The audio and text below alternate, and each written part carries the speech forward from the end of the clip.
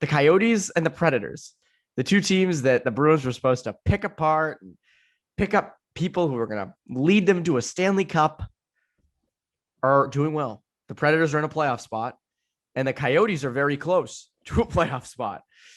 So, Conor Ryan, what do the Bruins do?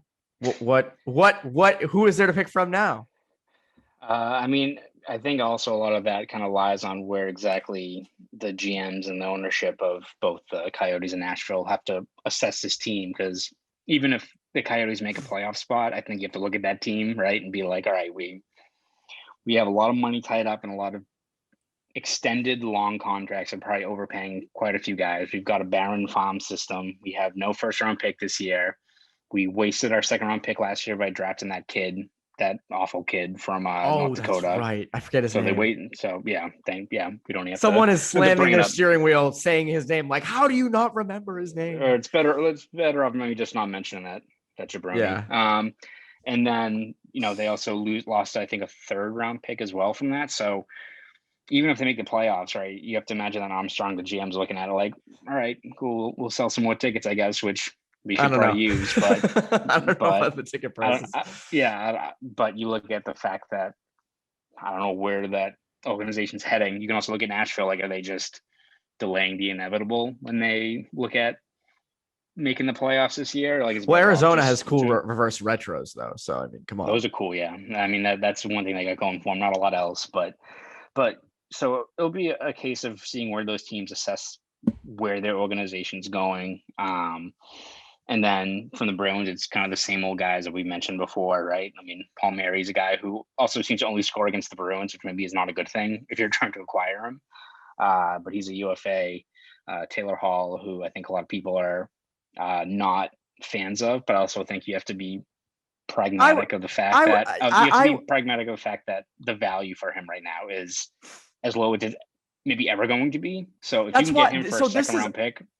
This is why when we mentioned who we would want the Bruins to get at the deadline, I mentioned Taylor Hall, because again, the value is low. You put him with good players in a good system with a good franchise.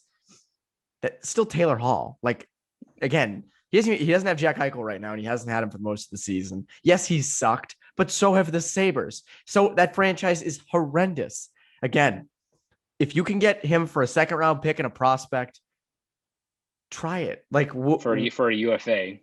Exactly. It's like a low risk, and if he sucks, then he sucks. If he's Taylor Hall, if he's not even 2017 Taylor Hall, the Devils, if he's Taylor Hall that we've seen for most of his time in the NHL, then he's better than what you already have.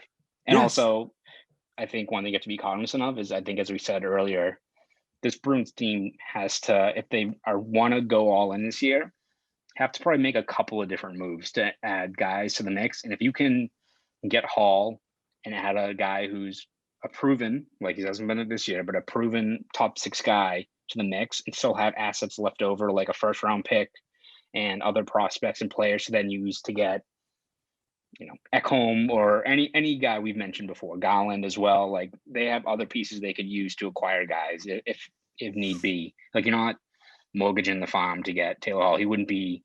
Ideally, you'd hope he's not the only move you make, because seems like there's a couple of different spots you have to shore up there. But in terms of giving up assets based on what the potential return could be, it's intriguing, because I don't think Taylor Hall is getting a first round pick. That's for sure.